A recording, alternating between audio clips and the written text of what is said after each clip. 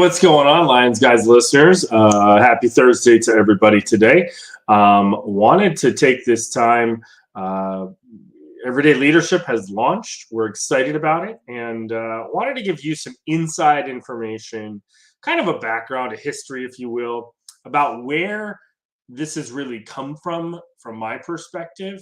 And because we've talked about it before. I've talked about my history. You'll be able to log on very soon as we're uploading the webinar series and we're uploading each lesson. You'll be able to see kind of where this all has stemmed from.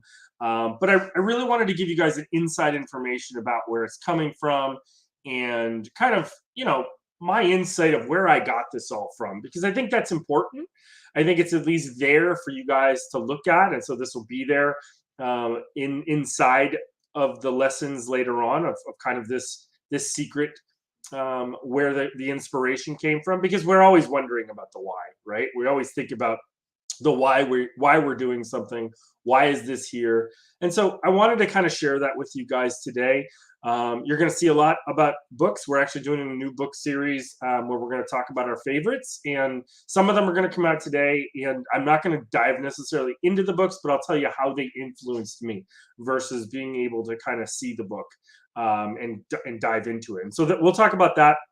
We'll talk a little bit about our history today, about where I kind of came from and why that's important, I think. But I wanted to give you this insight. I wanted to give you this background into me because I think it's important because, and you'll see here in the first part when we start to talk about it, is that I found that all my, why I made this and why I created it was because of where I came from and how I grew up and my molding throughout the military, and then my experiences, honestly, since I've retired, since 18 or early 19.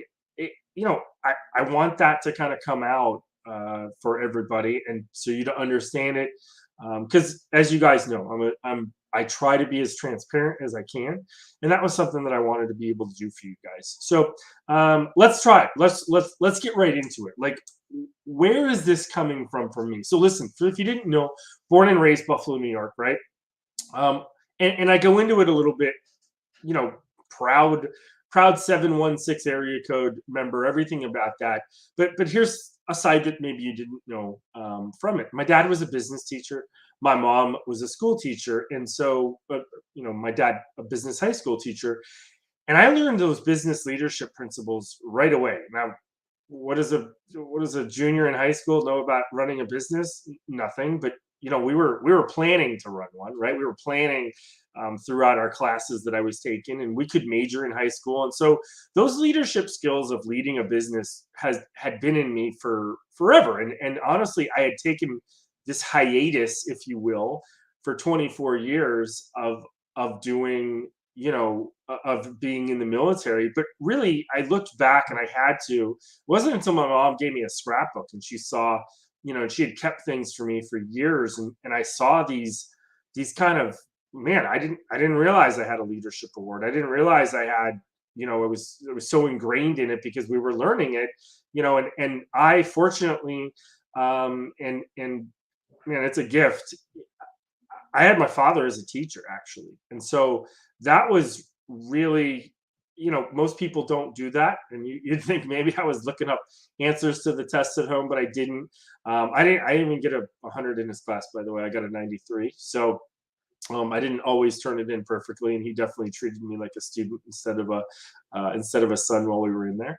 But it was, I guess, what it did was it was always sitting inside, right? And when we're starting to talk about things, and especially in everyday leadership, we're going to get into the core, right, of what I call the core of the entire. So you've heard time and time again from your fitness instructors or your Peloton, like, tighten up your core, do planks, tighten up your core, do sit-ups, tighten up your core. We're working on our core.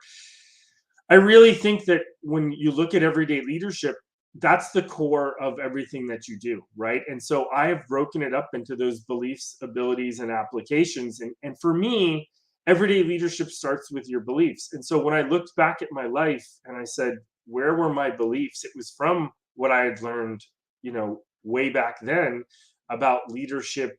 And you understand a little bit about leadership when you're young.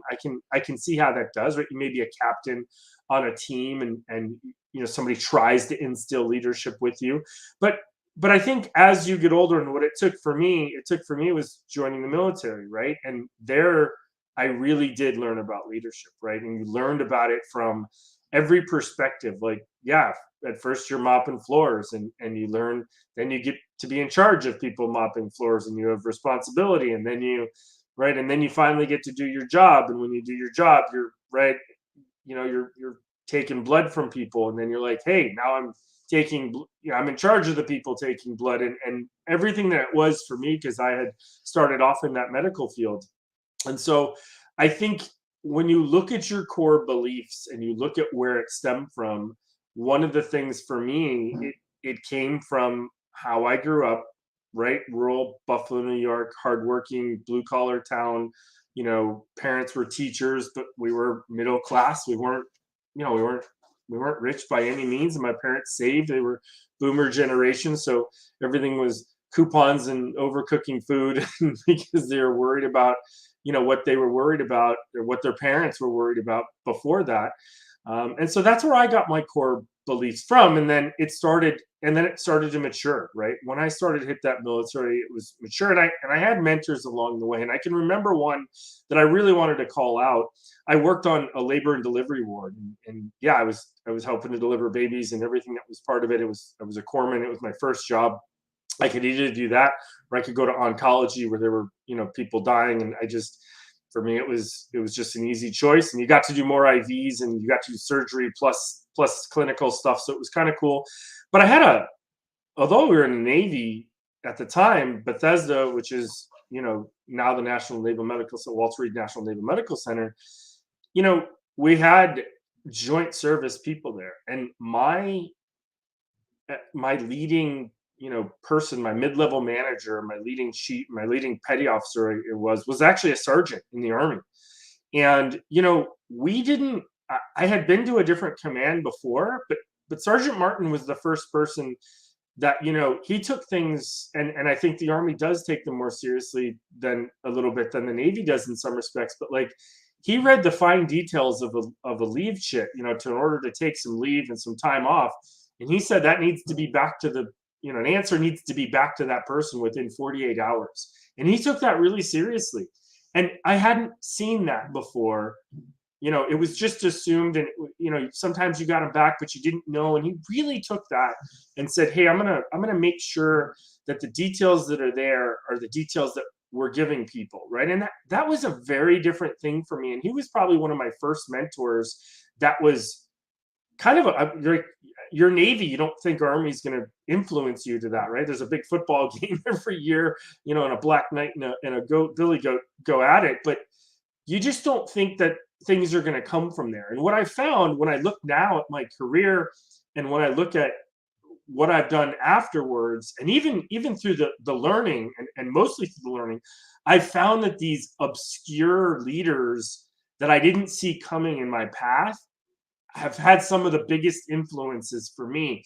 And that was, man, that's been something that when you look back on what your core, and you start thinking about your beliefs, about when you start to become an everyday leader, look at those people that influenced you, good, bad, and others, and kind of go, how did that draw into your beliefs, and how do you draw from that as you lead? And so that was the first one that really hit me.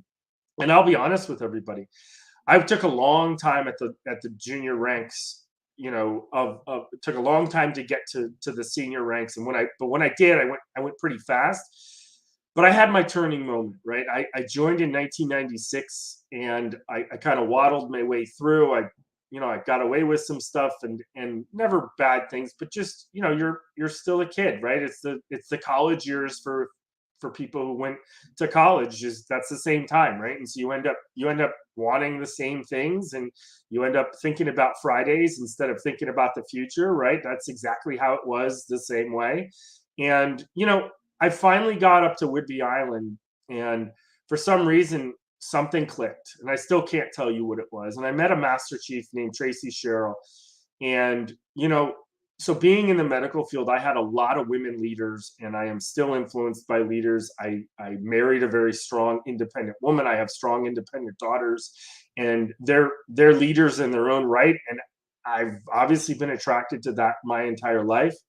And what I found that Tracy empowered me to do something. You know, it was have a hospital corpsman ball, a medical ball every year, and we hadn't had one at the command for, oh man, probably 10 years at that point.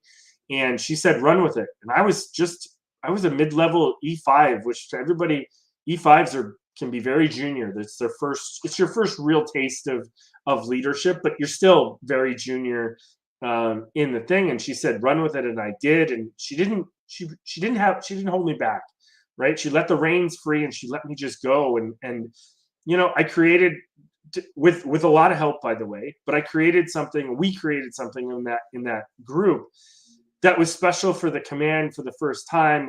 It was a really learning, and I owed it to her. And I would just go in and talk to her about stuff and say things. And I can remember something very distinct that came out in my mind that I'm going to talk about later, which is about being humble and being servant. I can remember her office, and I had been to, oh man, probably 3 commands by that point. And I remember the command master chiefs, so the senior enlisted person's office, and all the other places, and they were huge. They had couches, they had all this stuff, and hers was a small, you could barely fit a second chair in office. It was the modern take on what offices are. And I remember asking her, I look back on it as an E5 and she's an E9, and I was just like, why is your office tiny? She's like, I don't need a big office to lead. I don't need, she's like, I'm barely in it.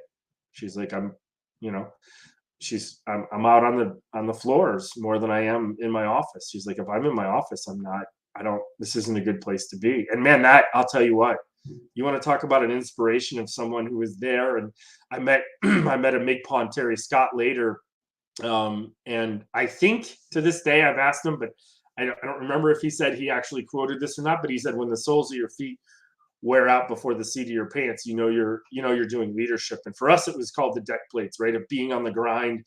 But it was something that stuck with me forever, that Tracy kind of taught me, that I was like, wow, this is what someone's about, right? And again, didn't necessarily think I was gonna see it. And by the way, Tracy was probably, man, 5 feet tall, if that 5 feet tall. She wasn't that big. If she's listening, she'll kill me, because she's probably 5'2" or something. But like, you found an inspiration, and you found something, and you found a lesson that I looked back on. And again, what I want in everyday leadership, and what I'm stressing to people who are taking it and who have signed up already, is look at your beliefs. Find your beliefs and find those little inspirations that you have, write them down, and go, how did that guide you? How did that influence you to being the leader that you are, or that you want to be someday, right? And then I kind of went through, when you make chief petty officer in the Navy, you end up kind of, right, that's a huge leadership moment for you. And there had been some other things throughout that I was just trying to be a learner. I think from an E5 all the way up to being an E7, I was learning. I was just trying to soak things in, and I would watch people, and I watched good and I watched bad leadership happen. And I don't like to dwell for people on the bad leaders, but I've had them, right? I've had them that I knew that they were bad, and I had to work around them. And that's a lesson of being able to work. You got to meet a mission sometimes, and you're going to have people in the way, right? That's going to be part of it, right? And then I've also been in the spot later in my career where I met a leader, and I'll be honest, I didn't know what they were going through, and it looked to me like they were being a quote unquote bad leader. And the truth is what I learned is that, when you get to that point, you put your shoes on the same way, you put your pants on the same way, and you're going to go through stuff in life that everybody else does. And so you got to learn to deal with all those. And I realized that right now, as a follower, I know I got to cut people breaks sometime, because we're all human, right? There are definitely standards that we want to live to, but we're all human in that respect. And that was another lesson that I learned. But a really big impact before I made Command Master Chief, I had, and for those who don't know, let's say you had the regional manager a huge corporation, right? 100, 200,000 people corporation. And the person who was in charge of one specific thing came to me. And this is a guy named Ozzy Lloyd Owen came down. He was the Force Master Chief for Air Forces. So basically his boss was in charge of the entire naval aircraft inventory throughout the entire United States Navy and around the world. This it's a big guy, big time guy that was there. And he was coming to look at, I was in Lemoore at the time at a clinic. I was working and helping out. And he came. And to be honest with you, it's kind of like other places. If you know the huge manager's coming, or the corporate people are coming, you fix up your place and you get people ready and you plan a tour and everything. And I'll be honest, I do this whole shebang. He's talking to me the whole time. I set up a bunch of junior sailors at the end because I'm thinking he probably wants to talk to the deck plates, right? He talks for probably about 2 minutes. And then he goes, "Hey, you got an office?" I said, "Yeah." And we walked to the office and he was like, "So what's up with you?" And I was like, wait, I want this to be about everybody else. And he was like, "No." He's like, he's like, "Wait, you share an office?" I was like, "Well, we don't have a lot." He's like, "You don't need to share. You need to have your own." Like, it was a very much, you're a leader, and it's not about having extra things and doing. He wanted to talk to me as a leader, and it surprised me. It surprised me because I think he absolutely cared about what was happening. He cared about the sailors, but that he just took the time. At the time, I was only an E8. He was a very high-ranking E9, and that he just took that time and was kind of like, "Hey, whatever." And he has a saying, and honestly, go look him up on LinkedIn. You can totally do it. I think it's William Lloyd Owen and Ozzy though. And man, I'll tell you, he says, it's actions, not words. Actions, not words. That is how we're judged, right? And he says it a lot better. But it was one of those things that right before I became my command level and was going to be in the executive suite, if you will, man, that was something that, again, it was just, there had to be something for me, right? There was some me in that whole thing. And so when I look back at my career, I remember Sergeant Martin, I remember Tracy Sherrill, I remember Ozzy, and I remember those pieces that were just like, man, they were the right moments, and they were unexpected to me, right? I was unexpected that I was going to get, an Army guy that was going to influence how I was going to kind of move on stuff. It was uninfluenced that a Master Chief was going to let me at my young rank just take the reins on something and go. And again, it was very, very different. And then for Ozzy to kind of be like, "These are all important, Flip, but I want to talk to you." And I was like, "Whoa, holy cow. Like, what's this about?" And man, they probably all had their reasons for what they did on their own. And they learned from obviously mentors and who they had. But those three to me have stuck out, that I was just like, man, this is important. And again, people didn't have to take that time necessarily. I wasn't someone I didn't think I was incredibly average in that kind of a sense for those things. So it was very much impactful to me as to my beliefs, that I look at those three and then add that to what I had the base of my leadership stuff. And look, everybody's got different things. You may be a captain of a football team with your young, and your coach says, "You're the captain. I want you to make sure that X, Y, and Z is done. Hand out water bottle, or designate someone to hand out water bottles. Make sure that the cones are set up. Make sure that, like, that could be it for you of whatever it is." So I want you to look back as we go through this journey together on everyday leadership, and think about your beliefs and where they came from. And so I thought that was really important. And then obviously, when you're in charge, you're going to learn a lot. So I know when I was a command senior chief and when I was a command master chief, man, I was right. They send you to leadership school. I went to 3 of them while I was in 2 at the Naval War College, 1 at the Coast Guard Academy. So I knew leadership in that kind of a sense. I had gone through and led seasons of chiefs. We have a 45-day indoctrination that we do, and I led I actually planned it and then left before it was executed, but I planned an entire one that kind of worked out really well as well. So I knew, and then when I got to my command, I knew, right, the one before, and then this one, I I was leading and making those decisions, and now you're in the seats, and it can be very misconstrued of how you're dealing with stuff. I was a very personal CMC. I knew from my medical days that I was going to be personal with people, and I had instances and I had situations that had happened to me during my time when I was sitting in the seats, as they say, that have influenced me. And those influenced me was where I looked at the abilities of what I was going to do, right? I look at the abilities of the core abilities in that and say, these are what got me through, was making sure that my abilities were up to par of what they needed to be, right? So I already had my beliefs, which weren't going to change necessarily. I knew what they were. And then I knew that, okay, I have to make sure that I'm executing on my abilities. And again, internal, right?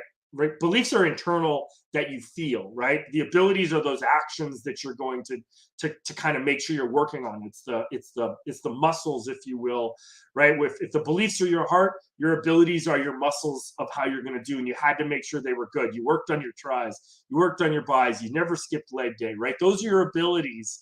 The way I kind of looked at it, and the way, like, the behind the curtain of everyday leadership. And so I always saw that, and I always wanted to make sure that those were kind of picked in there from it. But what it really did is it talked about the leader's influence of what I had.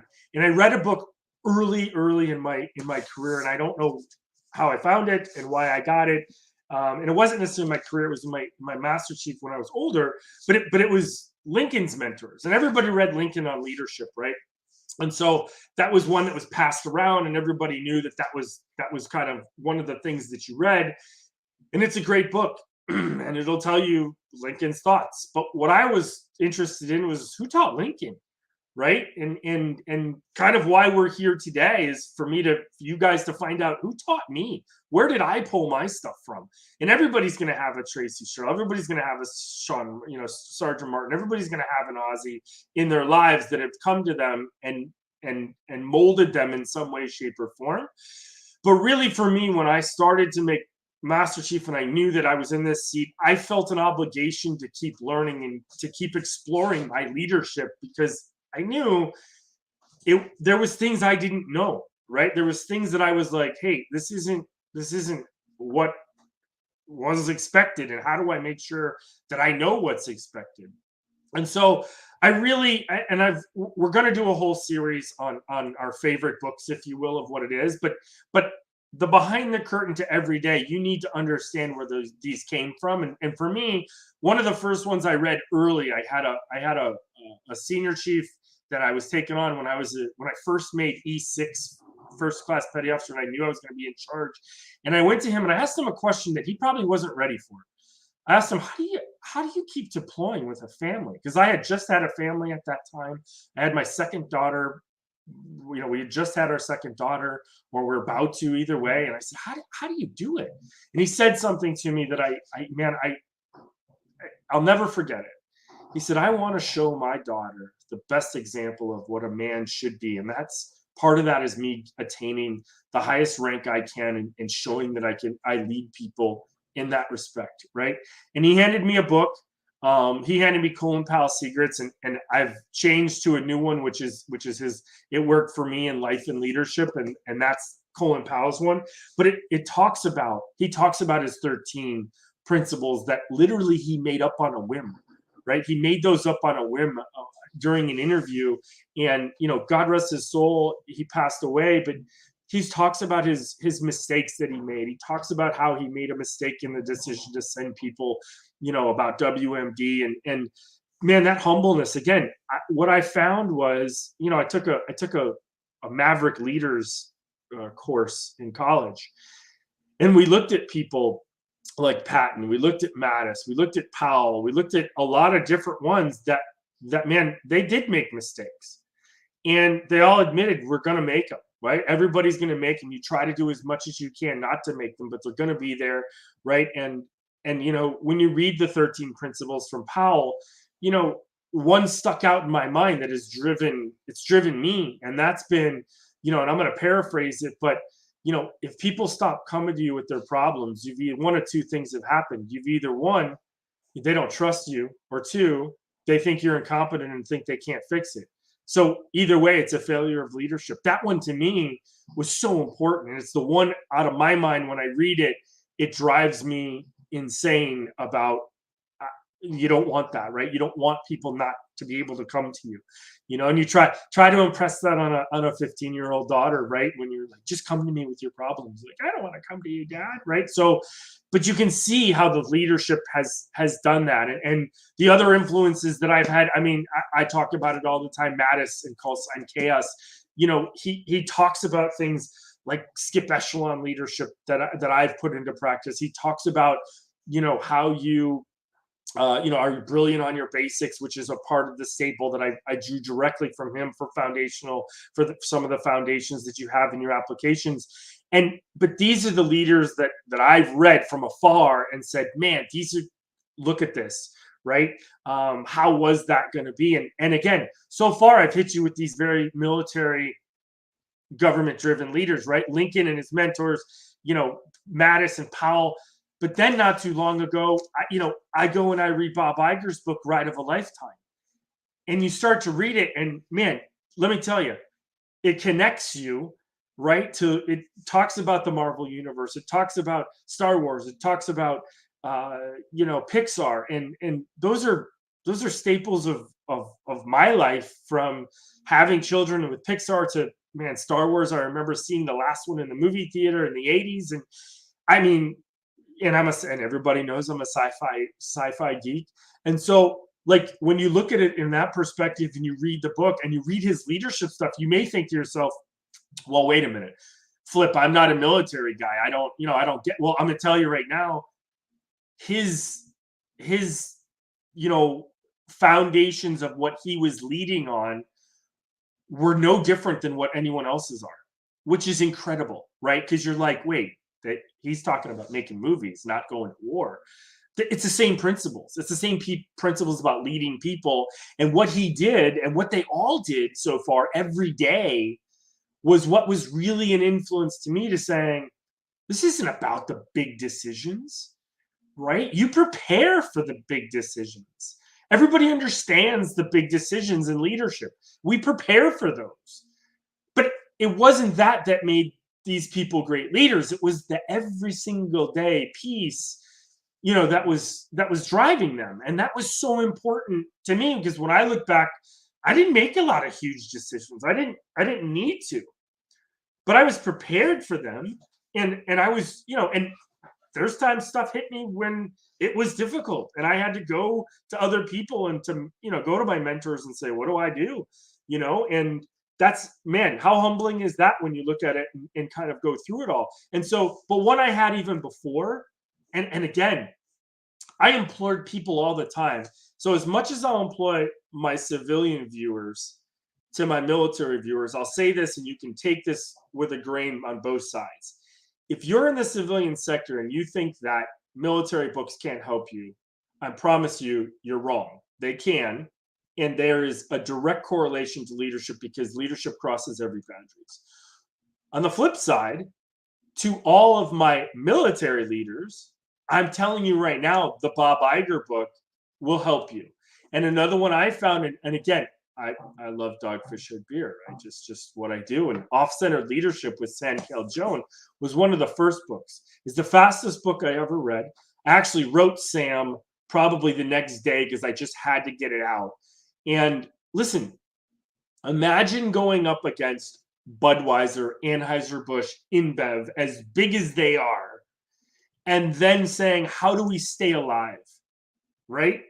And how do you lead folks knowing that you're going up against a behemoth every day, and your survival, right? I remember watching one of the videos about it, and I remember Sam Cook from Sam Adams was on there, or Jim Cook, excuse me, from Sam Adams, and he said they spill more beer than Sam Adams makes in a year, right? Like, they spill more beer a day off of their lines than they make. And that's what was happening.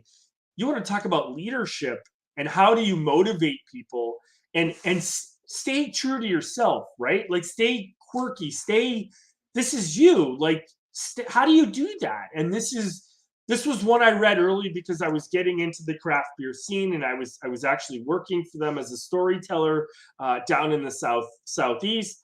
And man, I'm telling you, I read it and I was like, wow, like, like, that's amazing that you rose to that kind of level and still stayed true to your roots, still stayed true as a company. And what did you do to survive? And you want to talk about something that's very powerful in the civilian world for business is how do you work around that jungle, and how do you lead your folks in that jungle to say, we're going to be great, trust me, we're going to be this, we're going to take this unique thing we do and we're going to make it, we're going to make it our own, and be there. And those were, look, when you go back and look at them, you look at Bob, you look at Sam, you look at Mattis, you look at Powell, you look at Lincoln's mentors, who, again, not just Lincoln, but his mentors, and you say, man, okay, now you have this spectrum of leadership that you're pulling from. That, would you ever put Lincoln together with a beer company? I mean, I don't know, like, you know what I mean? Like, unless you're calling it Lincoln Beer, but the leadership principles throughout them are the same. The situations are different. Iger talks about how he had to woo, George Lucas, and how he had to deal with opening Disney China while literally the same day the crocodile tragically ate that young boy down at Disneyland or Disney World. Like, these are leadership things that are happening, and it wasn't necessarily the big stuff. It was the right, because it took him forever to get Pixar and Steve Jobs on board, but it was the everyday, it was the consistent, it was the drumbeat. Like, that's everyday leadership. Like, everyday leadership is the stuff you do every single day. And I know that sounds cliche of using it, but it's the little stuff, right? I tell you, and I'll wait till the end to give the Gandalf quote, but it is the little stuff that you do that's more important, right? Because you prepare for the big. You don't prepare for the everyday. Hey guys, how you doing this morning? Ready to come to work? Like, that's the one that matters, honestly, more, because you do it time and time and time again. And so those were my leaders things. Now, when I moved into the methodology of it all, obviously I was reading books. I still do read books, and there was a lot of things that I looked at that I knew where was I getting my influences from. Obviously, I was looking at the leaders that were around me and seeing how they did business, whether it was, I was really surprised. I went on cruise and I was working to become a command level leader, and I had to go through a personal qualification thing where I had to go to other command master chiefs and get them to sign off. And I'll be honest with you, I would always go to the ones that I would be quote unquote looking at like maybe they're not the best, right? Or from the outside, they wouldn't. And man, I'm going to tell you what, I met one, and Kevin Guy, great guy. And I, honest to God, he was a very quiet natured kind of leader. And I didn't think much of him in the sense of saying I respected him. We were friends. It was good. I was just a senior chief at the time. But you've had a person like this in your life, and I'll tell you what. When you go to that leader, and I did it on purpose, right? Because normally I'm like, well, what am I going to learn from Kevin? I was really surprised. I was surprised that he was very meticulous, and if you look at the personality charts, and whichever one you look at, Kevin was really this detail oriented, needed data type of a guy when he was making his decisions, versus of me of an alpha of let's just do it, and if we screw up, we'll learn on the fly, right? And so I learned a lot. I learned a lot more that he was meticulous with Excel programs and was being able to use them in different ways, and that was a methodology I wasn't used to, right?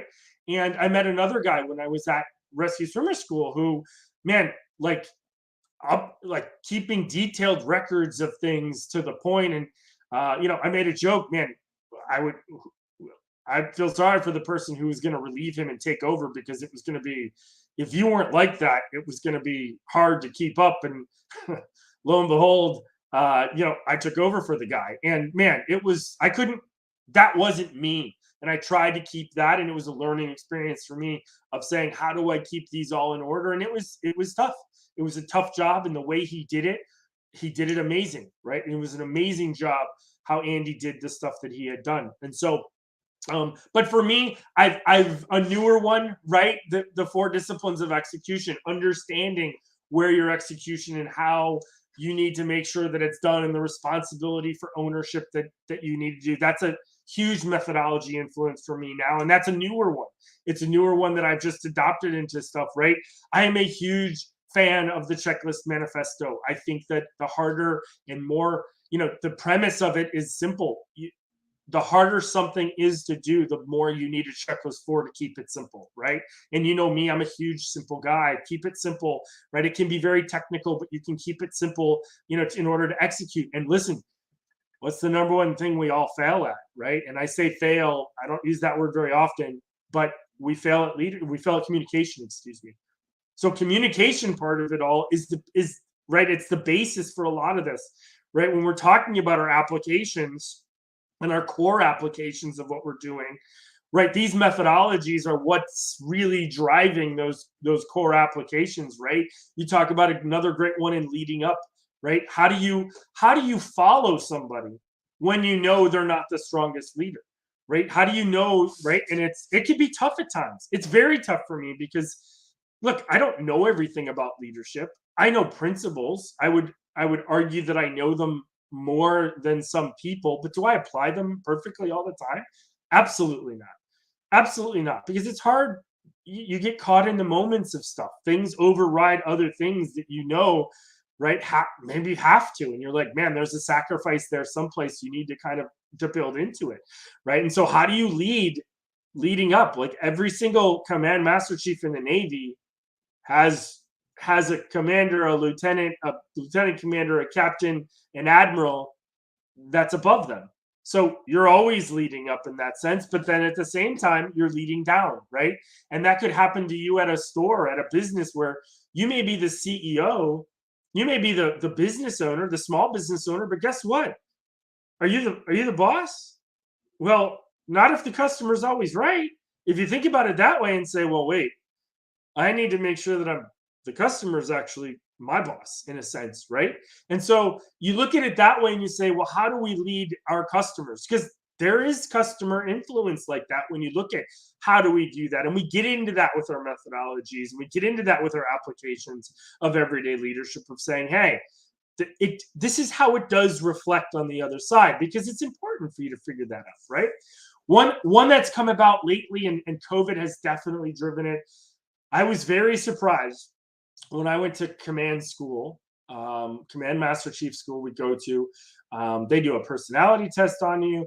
I will admit to you, and I've heard a lot of people say this, I was very surprised that when I went there, I thought I was going to learn about how to do a good board, how to run a chief's mess, how to, have a sailor of the year board, all these kind of programs. I thought they were going to say, hey, this is how you do it. This is how you do it. This is how you do it. Wasn't what it was at all. They were focused on leading myself, right? One of the first things when we got in, I can remember Master Chief Tony Adams tatted up all over the place, right? He's the head of this whole place. Again, you're like, okay, right?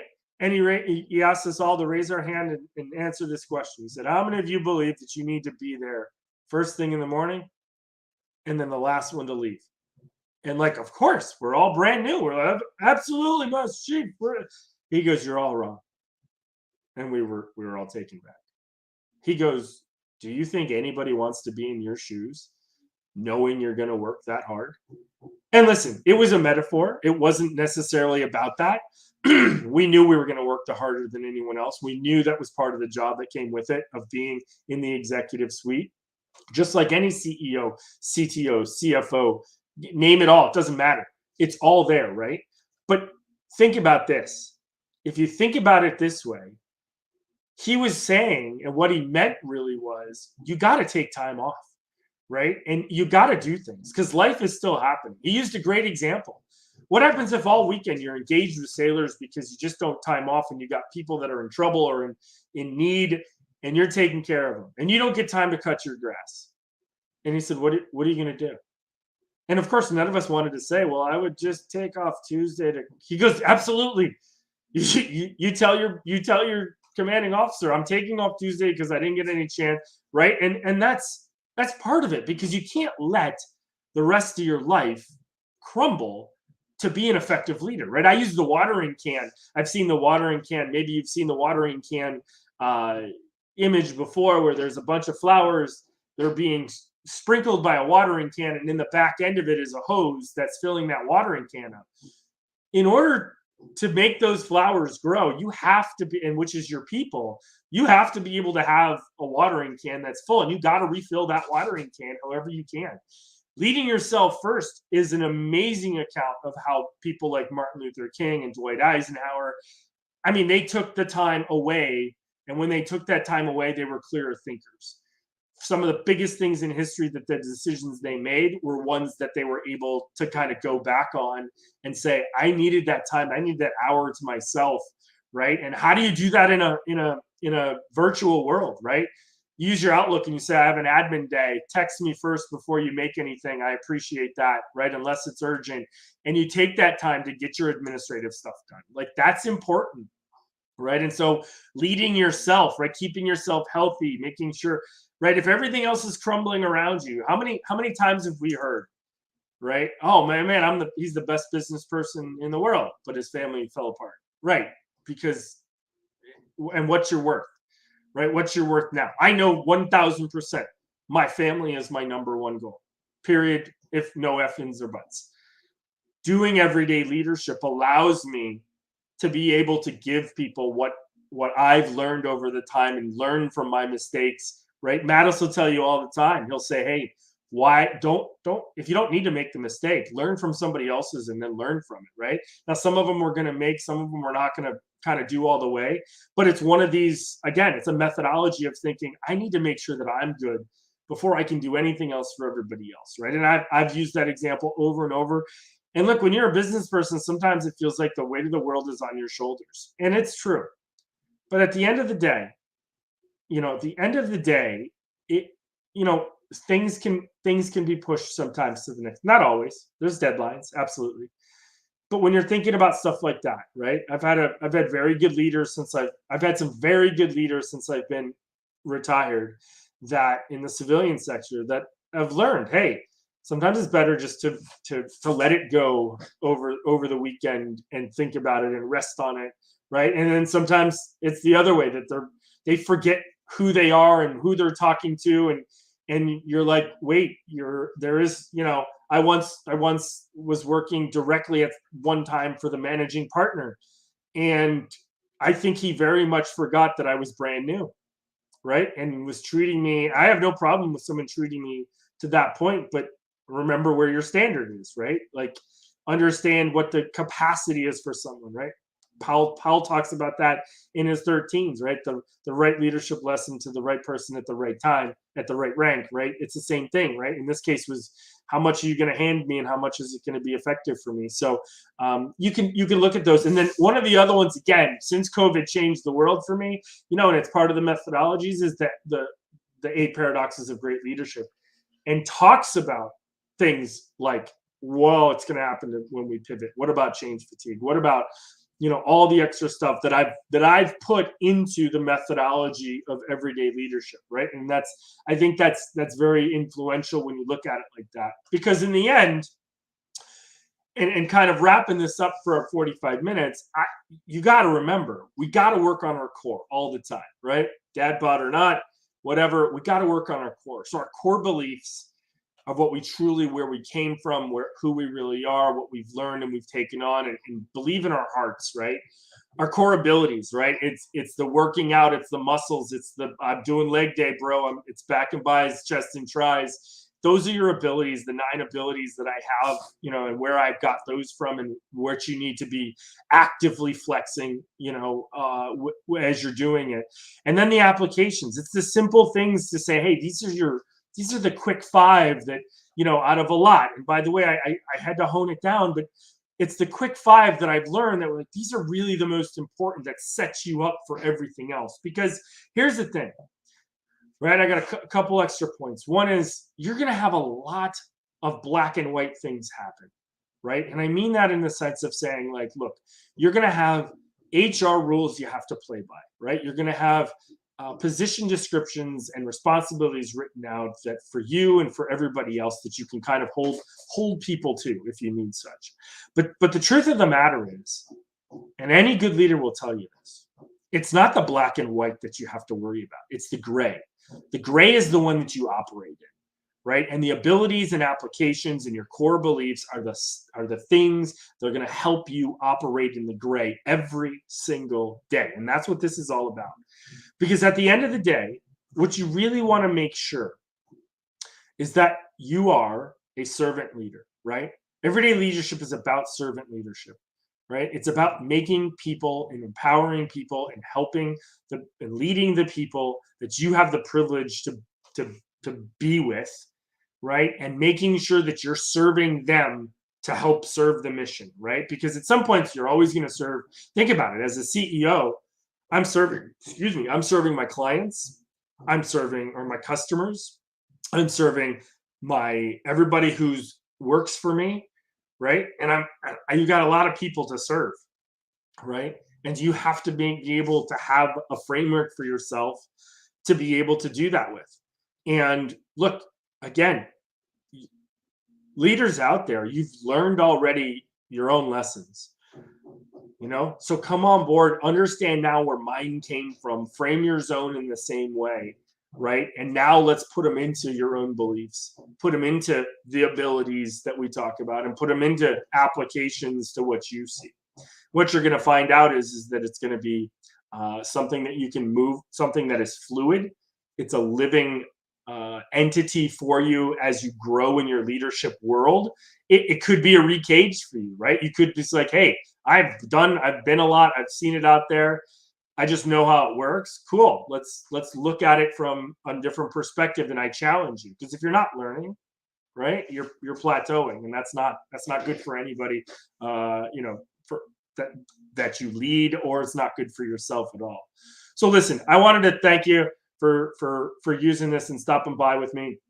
I just wanted to give you a little bit of insight of where I got my inspirations from, where I drew mine from. Because if you're, this will play and this will be there in the Everyday Leadership Guide. And I want you to be able to look at it. I'm excited for the launch today. Look for the videos to be up very soon. But otherwise, listen, thanks for always.